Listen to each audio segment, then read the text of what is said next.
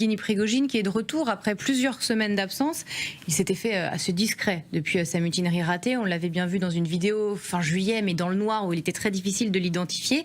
Cette fois-ci, vous allez voir qu'il fait donc son grand retour. On peut l'identifier très clairement.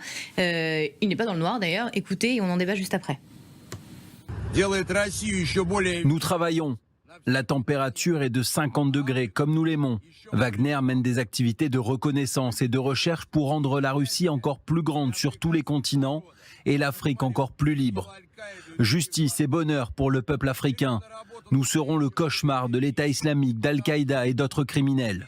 Nous recrutons de vrais hommes forts et continuons à remplir les missions qui nous ont été confiées et que nous avons promis de remplir.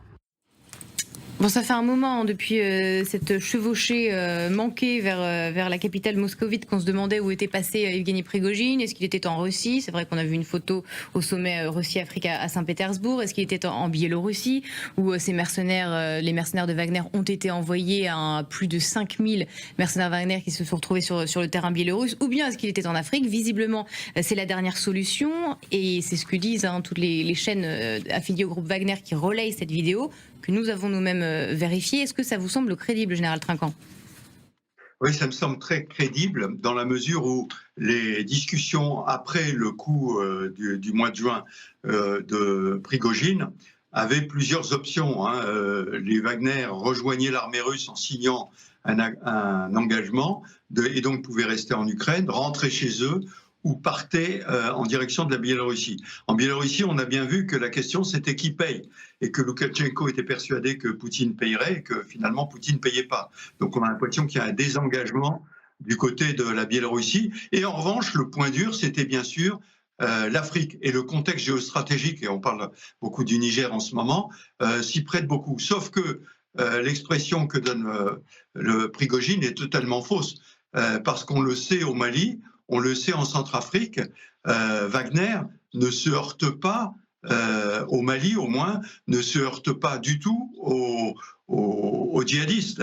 Il sert plutôt de garde prétorienne pour les milices et l'insécurité au Mali comme au Burkina Faso est en train de grandir et au Niger actuellement également, il y a des attaques de plus en plus fortes, tout simplement parce que ces gouvernements aidés par Wagner ou ces putschistes aidés par Wagner essayent de se protéger eux-mêmes, mais non pas de passer à l'offensive, comme le dit Prigojine, vis-à-vis des djihadistes. Et au Mali, les djihadistes ont gagné beaucoup de terrain. Je rappelle que Tombouctou est quasiment sous blocus actuellement par les djihadistes. Alors, Yevgeny Prigojine continue de recruter, il l'explique très bien dans cette vidéo, on l'a entendu, la vidéo est par ailleurs accompagnée d'un numéro de téléphone pour ceux qui veulent rejoindre la milice Wagner, et puis il dit « Nous continuons à remplir ces missions qui nous ont été données ». Par qui ces missions ont-elles été données? Par le Kremlin? Yevgeny Prigojine travaille toujours pour Vladimir Poutine? Alors c'est l'impression que ça donne, avec la difficulté qu'il y a toujours de compréhension, puisque j'ai cru comprendre par les informations que j'ai en Afrique qu'on avait demandé également au Wagner qui était en Afrique de signer un contrat avec l'armée directement, ce qui retirerait un peu du leadership, si j'ose dire, de Prigojine. Mais là, très honnêtement, je ne peux pas m'avancer plus que ça. Ça me semble assez compliqué.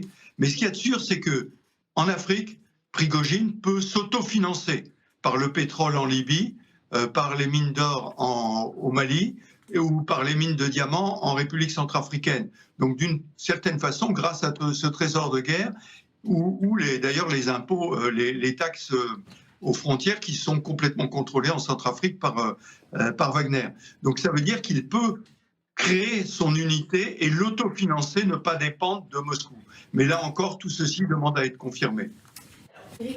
En Afrique, on a dit que c'était aussi symbolique tout à l'heure, vous l'avez évoqué Catherine, parce que s'ouvre aujourd'hui le sommet des BRICS à Johannesburg en Afrique du Sud. Vous connaissez bien l'Afrique parce que vous y avez mené plusieurs opérations militaires, l'Afrique du Sud plus précisément. Alors justement, Vladimir Poutine doit s'exprimer cet après-midi, c'est prévu normalement aux alentours de 16h40, je crois avant le Premier ministre indien Modi, après Modi et avant la Chine, Xi Jinping me semble-t-il. Bon, que va essayer de faire Vladimir Poutine qui n'a pas pu s'y rendre à ce sommet, on le rappelle, parce qu'il est poursuivi par un mandat d'arrêt de la Cour pénale internationale? Ça Général. s'adresse à moi? Oui, oui, c'était à vous, Ouais, Général. pardon. Allez-y. Oui, oui. Vous aviez cité Catherine, donc je pensais que c'était elle. Mais non, mais tout à Catherine. fait. Alors, le président Poutine n'est pas présent, mais la Russie est présente avec M. Lavrov, dont on ne cesse de dire que c'est un diplomate de qualité. Et donc, je pense qu'il va faire son travail là-bas, de lobbying, auprès de tous les membres du BRICS. Et l'intérêt de cette réunion et de la présence de la Russie, c'est que vous avez une grande liste d'attente d'un certain nombre de pays pour rejoindre les BRICS, c'est-à-dire que d'une certaine façon, le groupe qu'on appelait les Non-Aligned Movements s'intègre maintenant aux BRICS, sauf que dans les BRICS, il y a aussi la Russie et la Chine, ce qui n'était pas le cas dans les Non-Aligned Movements. Donc on a une espèce de front qui s'organise face à l'Occident au sein de ces BRICS. Alors le président Macron avait demandé à être présent, ça n'a pas été autorisé, mais j'ai cru comprendre qu'il y avait une délégation française qui a été autorisée, à voir quelle espèce de travail on peut faire au sein de tous ces pays qui ont pour l'instant comme point commun l'opposition à l'Occident et de voir comment ceci peut évoluer.